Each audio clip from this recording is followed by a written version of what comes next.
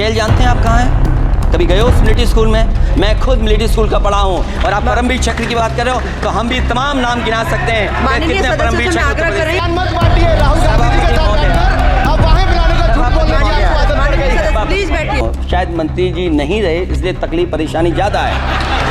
और अरे हमारा दर्द नहीं समझोगे, हम आपका दर्द चेहरे से पढ़ते हैं। अच्छा दर्द मैं बताता हूँ, दर्द मैं बताता हूँ। माननीय सदस्यों से मैं आग्रह कर रही हूँ, सभापति महोदया दर्द मैं बताता हूँ, दर्द मैं बताता हूँ। बजट पर चर्चा करिए माननीय सदस्य, प्लीज बजट पर चर्चा सभापति करिए। जी दर्द मैं बताता हूँ, देखिए दर्द बात पहुंचेगी कि नहीं पहुंचेगी। सभापति महोदया उत्तर प्रदेश से जब से हारे हैं तब से कोई नमस्कार नहीं कर रहा है। तकलीफ वो है आपको। कंप्लीट करिए। वो वीडियो हमने देखा है कि कोई किसी को नमस्कार नहीं कर रहा है, कोई किसी को देख नहीं रहा है। चलिए धन्यवाद माननीय। और जो अपने आप को बहुत ताकतवर कहते थे, बहुत ताकतवर कहते थे आप अपने आप को, जिसने हराया उसको नहीं ये हटा पा रहे हैं। अब बात समझ में नहीं आई ना? माननीय जिसने हराया उसको नहीं हटा पा रहे। और अगर सभापति महोदय अग्निवीर व्यवस्था समाजवादी लोग स्वीकार ही नहीं कर सकते। आप बजट पर पूरा अपनी बात सभापति रखिए। महोदय अग्निवीर स्वीकार नहीं कर सकते। आप अपनी जब भी चर्चा हम रखिए, सत्ता में आएंगे साल 2 साल, ये चलने वाली सरकार नहीं है, गिरने वाली सरकार है, याद रखना आप। माननीय सदस्य। और देखिए आप क्यों नहीं समझ रहे हो, साइकिल हमारा चुनाव चिन्ह है, साइकिल ही आपको सरकार चलवा रही है। जिस दिन साइकिल हट गई आप कहाँ बैठे मिलोगे? और दूसरे हमारे साथी हैं जो हमें लेकर के यहाँ लाए थे। माननीय सदस्य से मैं आग्रह कर रही हूँ, कंप्लीट करिए। सभापति महोदय मैं 1-2-3 बातें कहता हूँ यूपी को लेकर के मैं मांग करता हूँ। कंप्लीट करिए आप। सभापति महोदय चंबल एक्सप्रेस वे बनना चाहिए, क्योंकि देश का सबसे बड़ा एक्सप्रेस वे जो 1 लाख करोड़ का बना है वो दिल्ली मुंबई से है। और यूपी को क्यों नहीं जोड़ रहे हैं आप?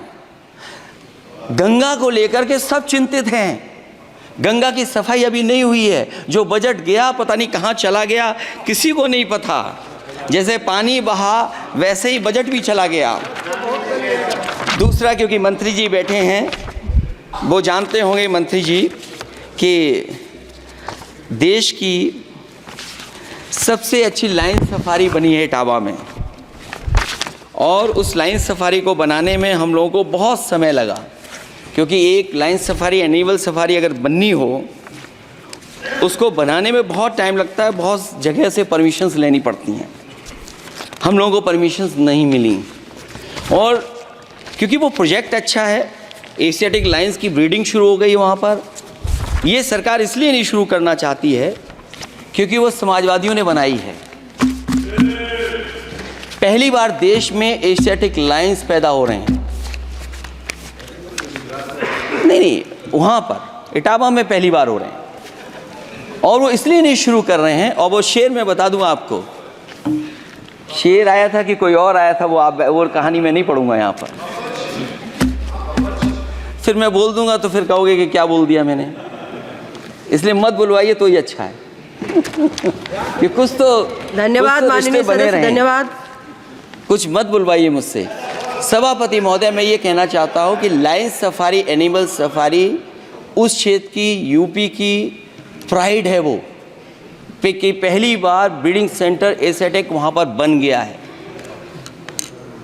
दिल्ली की सरकार और यूपी की सरकार मिलकर के उसको शुरू नहीं होने दे रही है। मुझे उम्मीद है कि उसको शुरू करवा देंगे आप। और आखिरी में मैं कहता हूँ, चलते चलते आप 2 लाइनें कहता हूँ।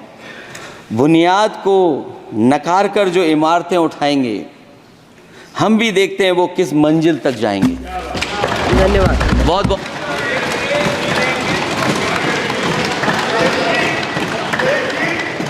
अखिलेश जी, कुछ ज्ञान माननीय विपक्ष के नेता को भी दे दीजिए। आपने अच्छा भाषण दिया, उनको भी सिखा दीजिए।